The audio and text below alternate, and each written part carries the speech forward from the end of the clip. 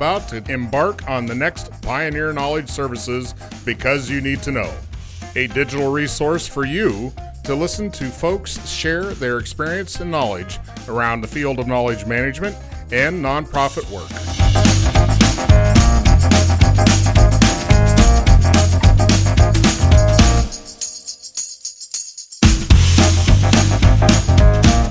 If your company or organization would like to help us continue this mission and sponsor one of our shows, email byntk@pioneer-ks.org.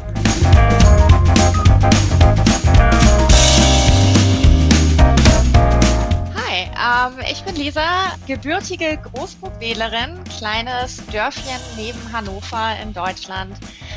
Ich bin vor kurzem nach Brooklyn, New York City gezogen und ein absoluter Wissensmanagement-Enthusiast und möchte heute etwas mehr über dieses Thema berichten. Hi, I'm Liesa. As you've heard, I'm not an English native. I'm from Germany, a tiny town called Großburgwede. Don't try to pronounce it. It's difficult. It's close to Hanover, and I recently relocated to Brooklyn, New York City. I would like to talk a little bit about that. Once you embrace your true self, your true nature, it absolutely torpedoes you into a sphere you've never known you could reach before. I can talk about knowledge management hours and hours and art. What's your favorite medium in art? Medium and art. I'm very old school, even though I embrace technology, but I do love a good canvas and some acrylic or oil. So are you saying you're an artist, or you just like to look at art? No, I am a full-blood artist, yeah. My entire life, ever since I can remember, art plays a big role. And also with regards to knowledge management, I believe it's very important to have like that creative side and come up with new innovative solutions. You're basically walking down the path of having the ability to see. And by that, I mean have a vision, have an image. Going back to creating, I think there's a key ingredient to creators is that they can perceive, they can envision, they can see things in a very broad way. Definitely. It helps a lot because it's like you don't have just black and white, you have the whole color palette that allows you to see further and also to see more in the obvious. I think it's very easy when you, for instance, look at any picture, there's always a message behind the picture. There's always more to it. It's not just we use the color green, blue, and yellow. There are meanings to the colors, to the way you paint it, to your brush stroke. It tells an entire story. You're really thinking as one artifact or one piece of artwork as having a multi-dimensional representation. Oh, definitely. Most definitely, yeah. So I'll have to say that most receivers of the art, I'm guessing, most of the folks that are looking or absorbing the art, however that is, do you think they'll all get the multi-dimensions, or is it, what percentage of people get the art? Let's ask that. Because I've been to a few shows, right? And and I'm like, I don't, it's like, so tell me. I hear you. I guess it depends very much on the person, how you approach art. If you just approach art, you want to have something nice hanging in your living room. Yeah, no, forget about it. But if you see more behind the art and want to learn the story or what did the artist mean, what's like the circumstance of it, like when was it created, then it's different. But it's always like with what kind of expectation you look at it and also your background you have, right? Does a good receiver of art have to bring a certain element of commitment to understanding? Curiosity, I would say. Curiosity. Yes, you need to be open-minded. I think that's the bridge. You said this, that there's a correlation or a association between artistic or creativity, art, and knowledge management. So is the curiosity the bridge between those two? Is that the bond of art and knowledge management, is being curious? This is very, very Yes. And I think without curiosity, there is no drive, there is no will to learn. And a big part of knowledge management is ongoing learning. And if you're not curious about something, you won't. Right. So that leads us into our discussion today, at least the initial, is that we're talking a little on communities, culture, cross culture. Can you tell me where cross culture fits into this, what we just talked about, the art of framing art, of being curious? What's the advantage or disadvantage in an organization that does not perceive their function of building a community as a little bit of an art form? Well, I think the biggest difficulties are very stiff systems, processes, settings, Mm. little islands, lack of communication. When we don't have that, we don't give the people an opportunity to learn from each other and also learn about like their cultural background, their experiences. The US has a different Mm. working culture than Germany, for instance, or London, or Mm-hmm. you need to create a space and an environment where the cultures can come together, especially nowadays where our teams are like so diverse and so remote. And it's a key component. All right. Well, I can hear how that adds to the value of the community, the cohesion, the understanding of each other's, where they're from and what they are like. But how does an organization say that's important to us too, and this is how we're going to resource it? You can say, "Oh yeah, we're the cross culture thing is something but they don't resource the time or resources to make sure somebody's approaching it or at least looking and exchanging and developing that bridge." Yeah, I think it's quite difficult. I would see it as a task with HR or like when they start building out a diversity, inclusion process, strategy, framework. But I think we are at the beginning of taking all of that into consideration Yeah. and Yeah. painting the bigger picture because everybody is different and is unique. And when you add the culture to it, you can't have like a one solution fits all. It's important for everybody you work with also to understand where the people come from and how to collaborate. For instance, I've been working with a lot of Indian people in my last job. Mm. It took a while for us to understand our cultures, our way of communication, how we approach Mm. problems. Germans are very straightforward. Indians were like, from what I've learned, less straightforward and very, very polite. So Mm-hmm. we had to find a way and a common understanding.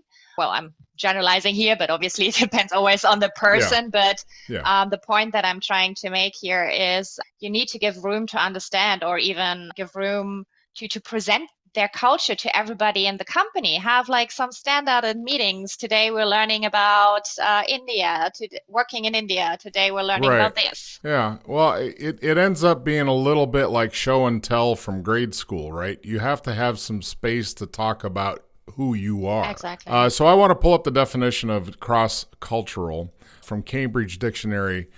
Pretty simple, involving two or more different cultures and their ideas and customs.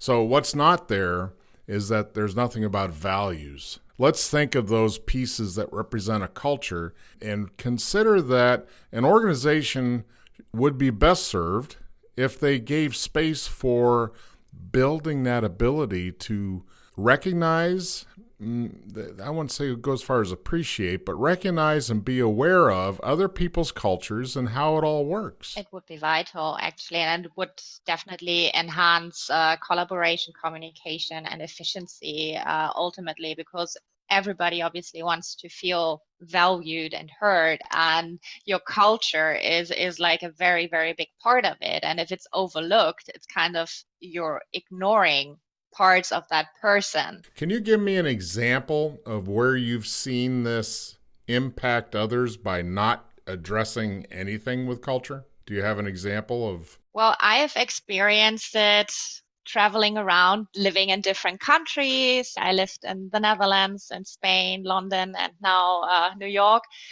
I see it even with myself in daily life that I bring my German culture at times here, like, hey, the green is light, I Mm-hmm. will walk. No, you better don't, otherwise the car is going to hit you here.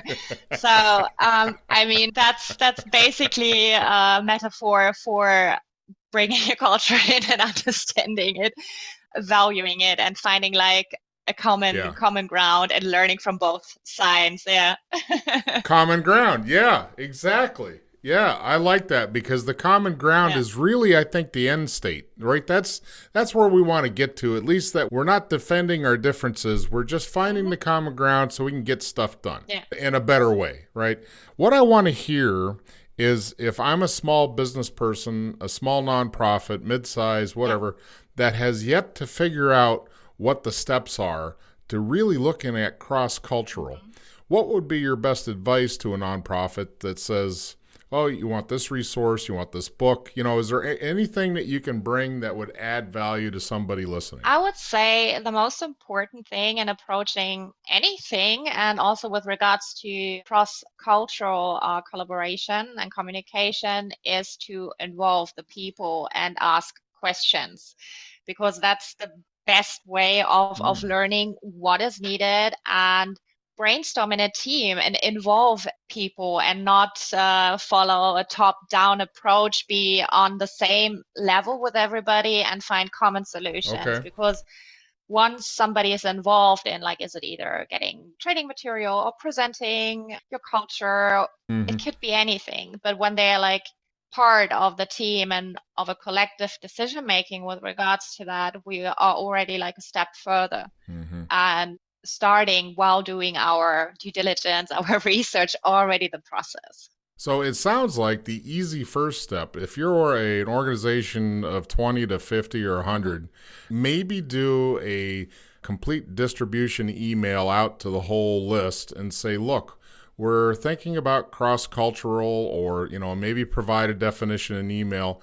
Who in the organization has any spark about this, any passion, anyone have any kind of oomph to help us try to start understanding it as an organization?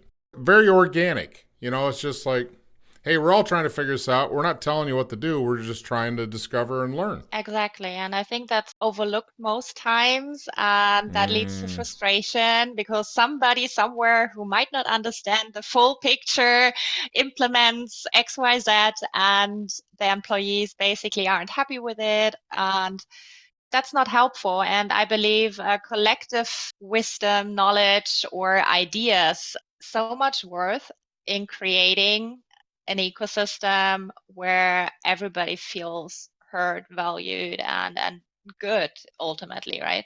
well, that would be a place to work. That sounds like a good place to go. Let's do that.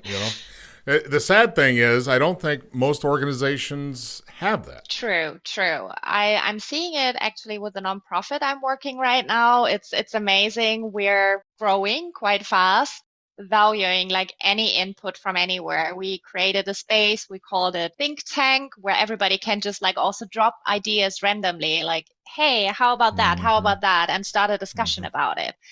And I think that's the best way of working together and growing together. That's a very open culture. Hmm. Back in my day, it would have been called the good idea box, or an actual physical box Yeah. where you put in little slips of paper with your ideas, which at least 12% of those were usually something you don't want to repeat in public. People just Yeah.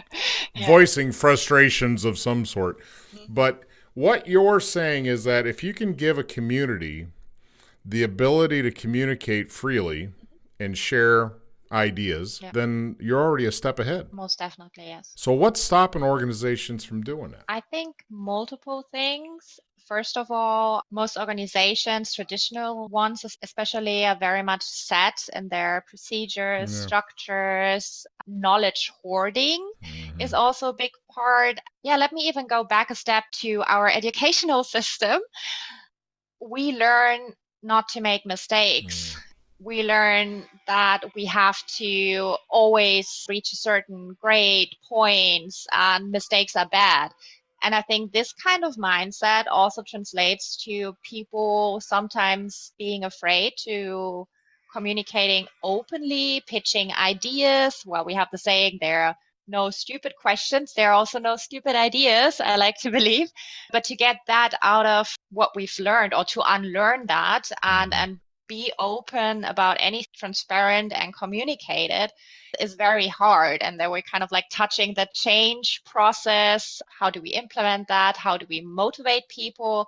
How do we actually make sure that they know, like, whatever they say, it's appreciated, it's valued, and there are like no consequences or anything. If I tell my boss, oh, well, sorry, that process here doesn't work well, I might be afraid that I could get fired or that my boss isn't happy. You need to be able to accept criticism in a way as well. Those are all definitely beneficial things, but they're all affected by the lack of trust. So if there is no trust in that organization, everything you just talked about will, flatline. There's no room for it to even start to grow. So we got to look at the leaders and the organizational culture to even see if this stuff would fly. Wouldn't you do like some sort of quick assessment of the culture just to get a pulse before taking anything stepwise? Oh, definitely. Okay. It's always an assessment. You need to understand the culture, the processes, what the people actually think, what leadership does, and what leadership says. So there are multiple levels to it. All right. Well, that's a bridge for another day. Let's jump over now to where we were going to lead this whole talk of building community to the practice of Scrum, SCRUM. If you're not in the world of software, you may not be aware of this, and it's a process, right? I mean, would you just describe it as it's a business process to innovation? Well, it's kind of like a framework, like a structure. Okay. Yeah, it's incomplete purposefully, and Scrum basically helps to create value, to foster and use the collective intelligence due to a lean structure, which also builds on empiric knowledge while working, while doing project, for instance. We're kind of like always taking the lessons learned to adjust, to pivot, to increase our efficiency and be better. From my experience with the U.S. Army, from what I sat on the sidelines working with some technology folks, Scrum was an iterative process, meaning they just keep touching base and see what changes have to happen. And, it's just this constant connection with the people doing the work to have a discussion, right? Where are you at? What's going on? What's the problems? So let me just read from Atlassian.com, big software outfit, on what is Scrum. So this is from their website. Scrum is an agile project management framework that helps teams structure and manage their work through a set of values, principles, and practices. And they go on to say where it gets its name from. Yeah. Because you and I had this discussion. Where the heck did this come from? So much like a rugby team, where it gets its name, training for the big game, Scrum encourages teams to learn through experience, self-organize while working on a problem, and reflect on their wins and losses to continuously improve.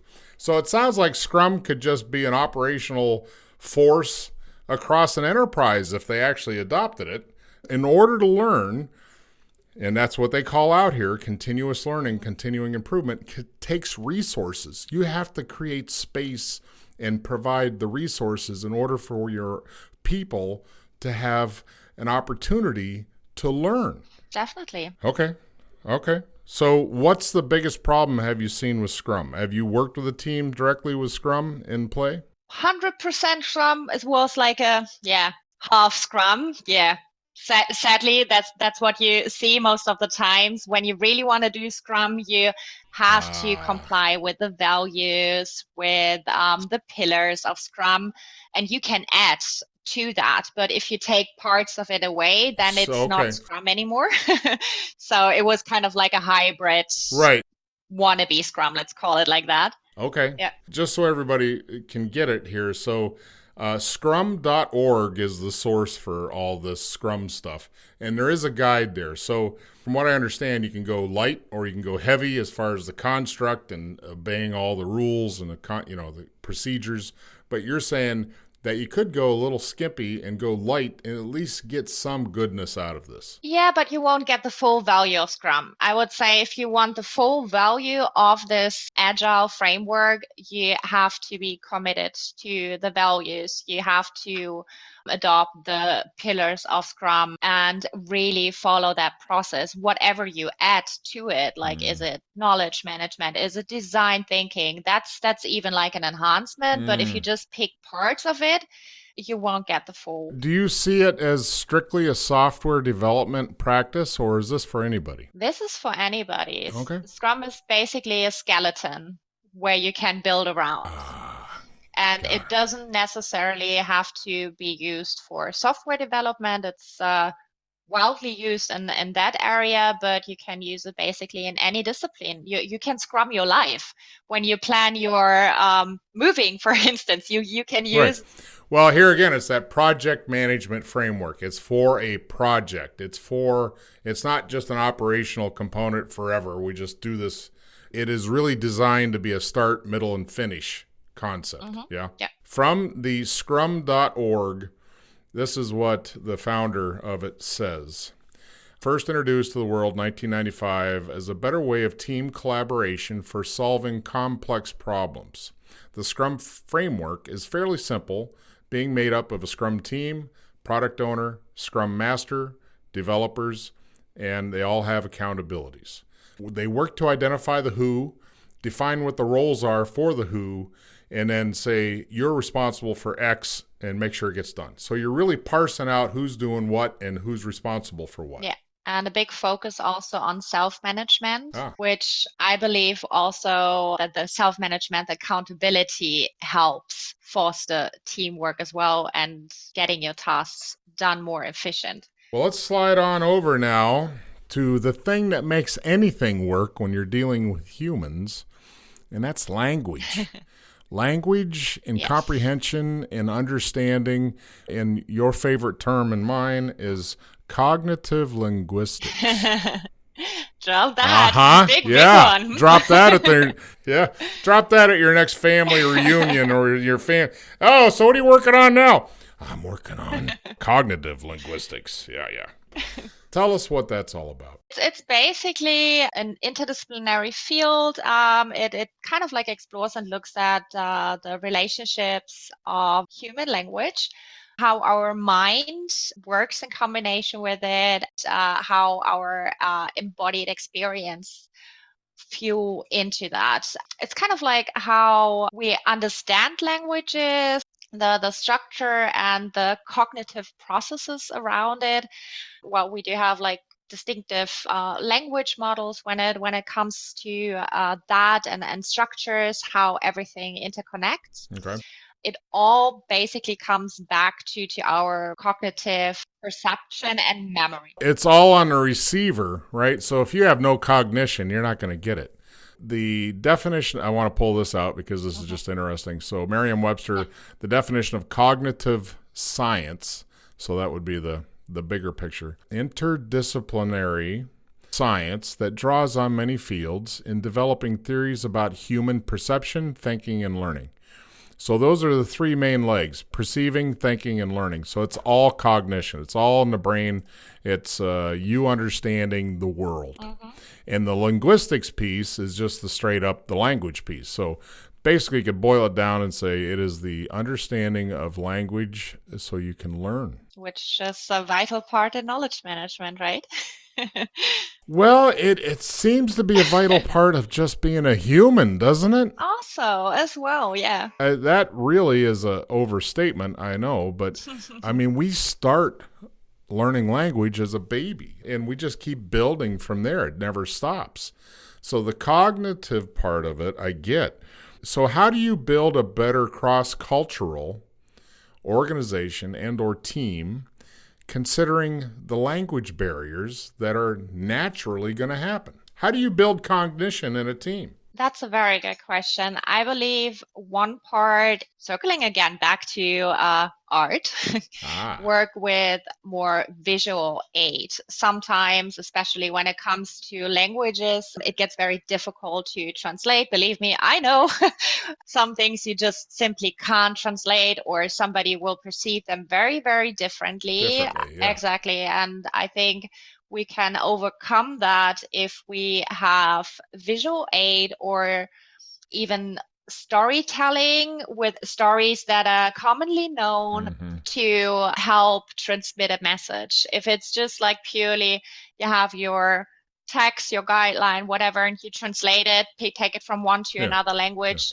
normally speaking, it doesn't work that well due to the cognition perception of the other person. I have different associations with this word, or different experiences in general. So I believe visual or visualization in general is a very, very vital part in helping overcoming that barrier.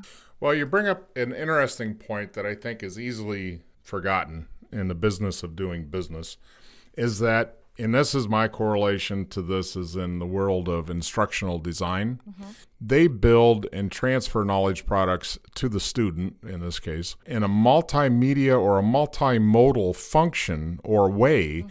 because not everybody learns the same way. So if we could just build that paradigm in every corporate structure that says, we all know that not everyone learns the same way. Therefore, we will do this, to compensate different learning modes and to not leave anybody out. So what you just said about the graphics, right? Mm-hmm. In one of my lifetimes, I served in the U.S. Army. They had these graphical training aids that were about everything, because the less you can make it language dependent, the easier the transition or transfer will happen. Totally, totally agree. So, how does an organization start thinking about how to do that? I would say they should have a look at how our traffic system works. Okay. Everybody knows the major signs, stop signs. Yeah. The biggest challenge is to break everything down to its core, make it as simple as possible. Our traffic signs are a great example for everybody gets not to drive, or when to drive, or where to be where. Yeah. Go that way, not that way. Exactly. Hello. Exactly. Yeah. What we're actually wrapping around the axle here is the definition of what I've often referred to as wayfinding. The wayfinding is the ability of an animal to orient itself and to navigate. Mm-hmm. So wayfinding is as simple as that can be. And I'm going to give you a prime example of recently I got pulled for jury duty. Okay. So I report to the courthouse on Monday, and I've not been here before. Mm-hmm. This is the way you create the wayfinding method. You have to act like you've never been here before, and what do you need to see in order to find your way to navigate? I went through security, and they said, go down this hall. I'm like, okay. So I'm walking down this big, long hall, and about the time I'm consciously thinking, okay, where do I go? I look up, and there's a sign, say this way. Oh, great. And I go that way. And then I go for a while, and I'm starting to get that idea. Okay, so how much farther? Oh, this way, another sign. When I got to the place and I got signed up for jury duty, I said, hey, by the way, who put all those signs up to get me here? She said, I did. I said, congratulations. You are a good wayfinder planner, because most organizations don't perceive that somebody's going to come here with zero knowledge, zero experience, and just assume they're going to know how to get anywhere. Now, another case, I've been in some hospitals where it's a nightmare. They actually pay people to stand there with a little schmuck on saying, I'm your helper, because that's the intuitive knowledge. That's the tacit knowledge that they can't figure out how to make signage. So they just hire people to stand there and answer your questions. Why is it so hard for organizations to get their hands on? Well, I think I'm not free from it myself. When you're an expert in an area, right, you tend to speak in your language, what you're used to, and to take really that big step back and look at it like you have literally no clue what it is sometimes very difficult to do. And maybe also a little part of your ego is playing a role in there as well. True. And some of it may just be unconscious, right? Definitely, yeah. You just assume everybody can figure that out, or you just assume, well, that's easy. I mean, what's so hard about that? You'll find your way. So there's got to be an even balance. Yeah. There's got to be some thought. There's got to be some conscious effort. Is this actually a job? Do you know if this is like a job? Can you be a wayfinding expert? You would think that would be an easy job to do. I guess we just created a new job. Exactly. It's needed.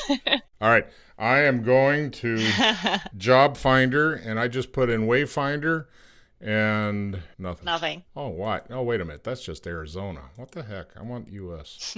All right. Well, let's just pick Florida because they need a lot of help in Wayfinder. Nothing. All right. Well, maybe it's not a job. I don't know. It would seem to be an easy thing to sell to any organization because you almost have to be an outsider. It's easier to come in an organization and start shooting holes in it. Well, you don't have, obvious things. But if you were grown and raised and worked there for the last 10 years, you just don't even think about that stuff. No, you don't see it anymore because you're used to it. And everybody who comes in new or just visits is like, oh, why do you do that? Why is that? Right? And this is so valuable. Because it's self-guiding. If I can make one effort that will affect everybody at one cost, that can make them independently mobile, independently making choices and navigating themselves, then there's no other resources required from us to get them where they need to go. It's economical. It makes sense. The last thing I'll say on the wayfinding, because you got me started on this, and it just bothers me how most organizations don't even consider it. In the U.S. Army, you could not be in a building or a room that did not have an escape picture next to the door. In case of fire, hurricane, tornado, blah, blah, blah. People come in and out of buildings all the time. It doesn't mean you know where anything is. Some organizations will say a little bit of housekeeping, the exit's up here, the bathrooms are back there, to get you oriented to the space. But just something as simple as you are here, the exit's that way, gives immediate navigational capacity to the individual that wouldn't be there any other way. Okay. Well, I'm doing all the talking. This is your show. Well, all right. So I love that point. You have no idea how many times I got lost somewhere or couldn't find my way. Look at airports. Also very, very nice example. And those are great examples, getting back to your language barriers thing, that they have to rely on icons because you can't have every language on a sign. And you can't assume everybody knows one language. Definitely. Well, I guess you can assume that, but it would be a bad assumption. So before we roll out, your job is to define for us your definition of knowledge management. Well, my definition of knowledge management, sure. I would see this as a strategic program initiatives that kind of like helps transformation and change. And it's mainly about like an inclusive, multidisciplinary, cross-functional communication, collaboration, and sharing of knowledge. And it's used through the use, reuse, and creation of that knowledge and information to basically support and enhance operational processes, service quality, make life basically easier for everybody. Just trying to make things easier and better. That's what we do. Yeah, I love that. Saving the organization some dollars instead of redoing something they just spent money on 3 years ago and then saying, oh, we need to do that again. And nobody's like, well, didn't we just do that? Don't we have records? Oh, no, we got to hire somebody to do that now. Oh, all right. Reinventing the wheel is big these days. I know. All right, my friend. Well, thanks for being here today. Any last words of wisdom from the land of Germany? From the land of Germany. Ooh. Nothing particular comes to my mind, but with regards to culture in a negative way, we have a saying, what the farmer doesn't know, he won't eat. That kind of translates to if you're not used to something, if some change is happening, It's like, oh, I won't touch it. I won't get into it. I'm afraid it might kill me, you know? Yeah. My wife and I have had this discussion. It's like, who do you think the first person was that thought eating an oyster would be a good thing? All right, my friend. Well, thank you, and thank you for being here and sharing all you know. Thank you for having me. I really enjoyed it.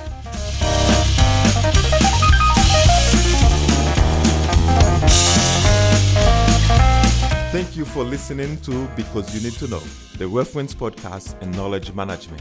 My name is Soni Tonemi. As an art administrator, Because You Need to Know has been my go-to podcast and has helped me hone my management skills. Please consider sponsoring the podcast with your business.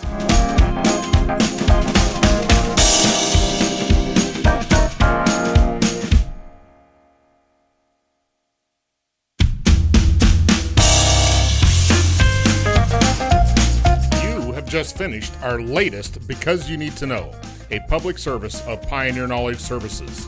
Please join us on LinkedIn and find us at pioneer-ks.org.